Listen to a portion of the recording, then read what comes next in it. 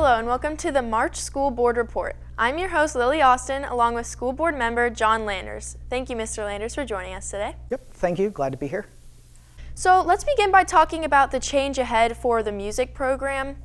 Longtime band director Tom Ruggieri is retiring after 26 years, and his replacement was approved by the board, Mr. Tim Toot. Can we talk a little bit about that? Sure. Well, I think first off, and we know Mr. Ruggieri has a few months left, but just so incredibly thankful for him and all the work he's put in and probably his family's put in over the last 26 years to grow and strengthen and, just highlight all the amazing things that the Boardman Band does. 26 years is a long time. That's big shoes to fill. But we're confident that Mr. Toot, and we ran kind of a process with the committee, that included Superintendent Neither, Principal Zura, and had candidates from internal and external to the district. And Tim's just knowledge of the district, his expertise within that program, but also the way to kind of keep it growing and moving forward will allow us to kind of continue to pursue excellence in our music program that we're accustomed to. Tim's worked across multiple grade bands in the district, and I'm sure, in all his work in the high school program, he's teaching kids again that he probably taught in like 4th, 5th, and 6th grade, which is really great to have those relationships and connections. And he knows the marching band program well and will continue that well-honored tradition. I know he was involved in the pep band in the high school this year to bring some new energy. So we're just really excited for him and we wish him the best. And, we will definitely miss Mr. Ruggieri, and I'm sure over the next several months there'll be some fun events for him. But thank you, Tom, and we wish you the best of luck, Tim. Yeah, that's great. Sounds like he's put a lot of dedication and commitment into Boardman. This month's school board meeting was full of recognition from academics to sports, along with a weighted field trip. Can you explain? Sure. So I think we always try to highlight the great things that are going on in our buildings every time we meet. And sometimes it's always a little different, and sometimes it's, we see the same group every year. But I think in academics, and we've had, I think, a lot of success in this competition over the last few years, was freshman Elijah Land was the 9th grade essay winner in the Ohio Civil Rights Commission annual Dr. Martin Luther King contest. So we had him at the meeting.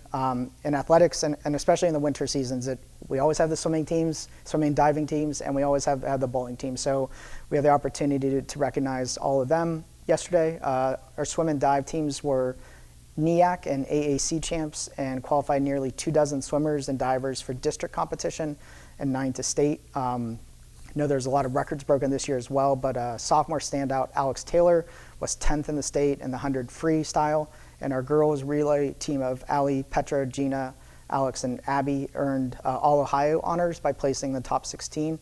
And then Coach Corden was also named the AAC Boys Coach of the Year, and I think Zach Mihawk, RJ Keating, and Matthew Amendahl qualified to state on the boys' side as well. I think it was the 4th time in a row for RJ, which is pretty amazing when you think about it. Girls and boys bowling team, which is just for a program that I think started in the late 2000, maybe 2008, 2009, has just had an amazing run of success.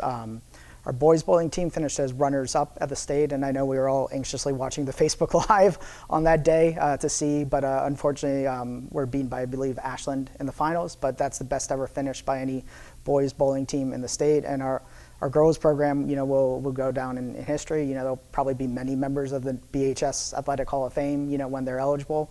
51-4 record over the last 4 years, 2 undefeated seasons, 4 conference titles, and obviously the state championship last year.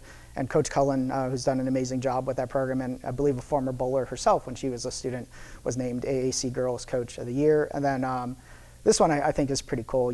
Our seniors who are graduating in 2025 were in 8th grade at Glenwood when COVID occurred and missed that DC trip, which has kind of become like a rite of passage and a tradition for our students. And they took it upon themselves, their senior class officers and student council, to work through the process with Mrs. Matiste, Mr. Zura, to say, hey, we want to do this as kind of a celebration of our senior year to make it up. So I think there were 5 or 6 students that were honored for that. And I think it just seemed like a really great 3 days and a lot of fun had by our chaperones and our administration that was there, but also I think it was approximately maybe about 75 students who went. So just really proud of that group for just taking ownership of their senior year, and I hope other students see that and, yes, work through the process, but have ideas and find a way to get them done, because this is not just my school district, it's all of your school district as well. So let's all work together to make it better.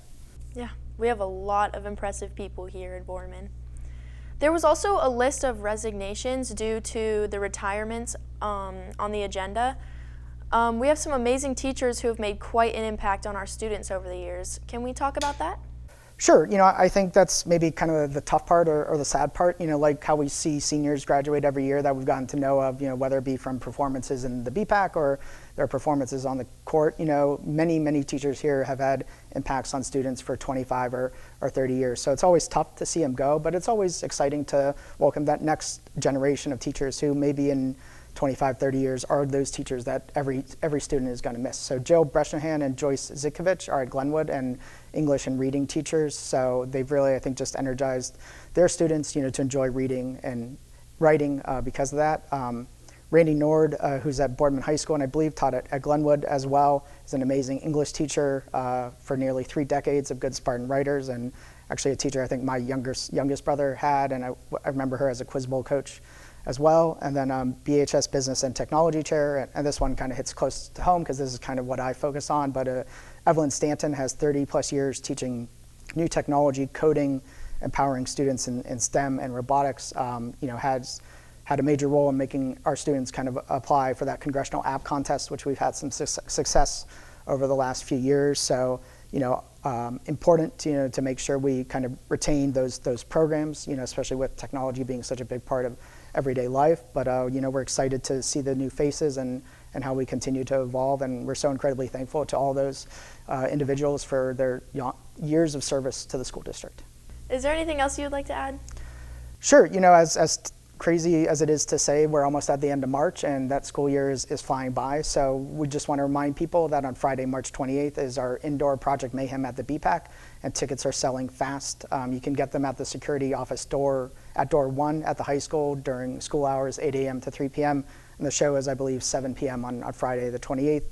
And stay tuned for more news about the Outdoor Mayhem, which I believe is towards the end of May. Mr. Ruggieri's famous and last Spring Jazz Fest is happening on April 8th, and he says his guest artists are the most famous of any he's brought in. Leo P. and Grace Kelly call themselves Two Saxy. Both are saxophone players with a high profile online, and they travel the world, so they have YouTube videos, I guess, all across the country, the Hollywood Walk of Fame, Central Park, Venice Beach. I did not hear of them before this. So, and then lastly, tickets for Jazz Fest are $10 for adults and $8 for children, and they'll play with all of our student groups as well. That's great. Thank you so much for joining us, Mr. Landers. The next school board meeting will be Monday, April 28th at the Center Intermediate School. And remember, the public is always welcome. I'm Lily Austin for BSCN, and have a great day, Spartans.